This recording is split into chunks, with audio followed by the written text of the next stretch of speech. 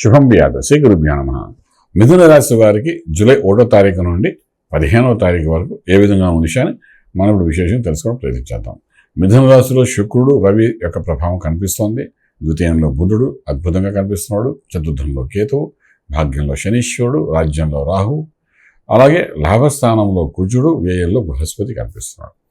ఈ రాజ్యంలో ఉన్న రవి ప్లస్ శుక్రుడు యొక్క ప్రభావం ఏదైతే ఉందో, శుక్రుడు అస్తంగతుడై ఉన్నాడు. కానీ బుధుడు వాక్చాతుర్యం చాలా అద్భుతంగా ఉంటుంది.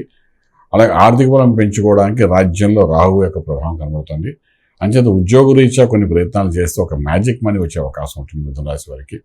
రాజ్యంలో రాహు ఉన్నాడు కాబట్టి డెఫినెట్గా కొంత ఫలితాన్ని ఇచ్చే అవకాశం ఉంటుంది.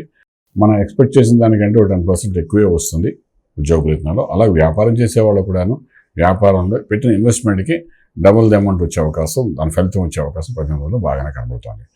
అలాగే చదువుకునే విద్యార్థులు ఎవరైతే విదేశాలకు వెళ్ళాలనుకునే వాళ్ళకి రాజ్యంలో రాహు, భాగ్యంలో శనీశ్వరుడు ఉన్నాడు కాబట్టి డెఫినెట్గా ఒక ఇనిషియేటివ్ బాగుంటుంది.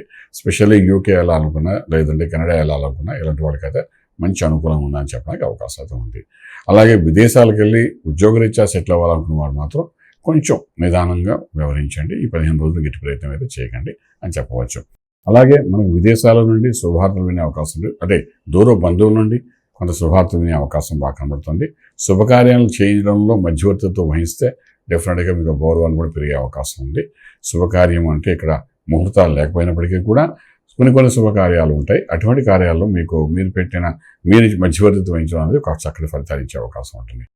లగ్నంలో అంటే మీ తన లగ్నాలతో చూసుకుని మిథున రాశిలో మనకు రవి ఉన్నాడు కాబట్టి కొంత అగ్నితత్వంగా ఆలోచనలు ఉంటాయి కాబట్టి షార్ట్ టెంపర్గా మీరు చేసిన నిర్ణయాలు మాత్రం ఫెయిల్ అయ్యే అవకాశం ఉంటుంది. కాబట్టి పేషెన్స్గా నిదానంగా నిర్ణయాలు తీసుకుంటే చాలా బాగుంటుంది చెప్పడానికి అవకాశం ఉంది. ఇంపోర్ట్ ఎక్స్పోర్ట్ వ్యాపారం అనుకూలంగా కనబడుతున్నాయి. ట్రేడింగ్ చేసేటప్పుడు మాత్రం ఫుడ్ ఇండస్ట్రీ, ఫార్మా ఇండస్ట్రీ సంబంధించిన వాటి మీద ట్రేడింగ్ చేసుకుంటే వెళ్ళండి. లక్కీ నెంబర్ 6 పాజిటివ్గా మీకు పనిచేస్తుంది. అలాగా మంత్రం దగ్గరకు వచ్చినప్పుడు మంత్రం ఎందుకు సాధన చేయాలి అనుకున్నప్పటికంటే ఇక్కడ చతుర్థంలో ఉన్న కేతువుతో పెద్ద సమస్య ఏం కాదు, కానీ ఆరోగ్యం బాగానే ఉంటుంది. ఒక యోగంలోకి వెళ్ళడానికి ఇక్కడ శుక్రుడు బలహీనంగా ఉన్నాడు కాబట్టి డెఫినెట్గా ఇక్కడ మంత్రం దగ్గరకు వచ్చిన అమ్మవారి యొక్క మంత్రం దుర్గా సప్తసతి పారాయణం చేసుకోవడం కానీ, లేదంటే అష్టోత్తరం చదువుకోవడం కానీ మీ అనుకూలం బట్టి తర్వాత అమ్మవారి యొక్క దేవాలయాన్ని దర్శనం చేసుకోవడం ప్రయత్నించండి. దీని మూలానంటే కొంత శుక్రబలం పెరుగుతుంది, దానివల్ల నిర్ణయం బాగుంటుంది. కాబట్టి ఆ విధంగా చేసుకుంటారండి. రాజమార్గంలో రాజయోగం పొందగలుగుతారు. శుభం వ్యాధు. పూర్తి వివరాలకు సంప్రదించండి శ్రీ వేదమాత గాయత్రి జ్యోతిష్యాలయం, బ్రహ్మశ్రీ మంతా సూర్యనారాయణ శర్మ గారు, Srinilayam, first floor, 101, Sai Vaibhav layout, Chitrapuri colony పక్కన, కాజాగూడ, హైదరాబాద్ 500008. సంప్రదించవలసిన ఫోన్ నంబర్ 8855559147, 8855559148, 9849996644.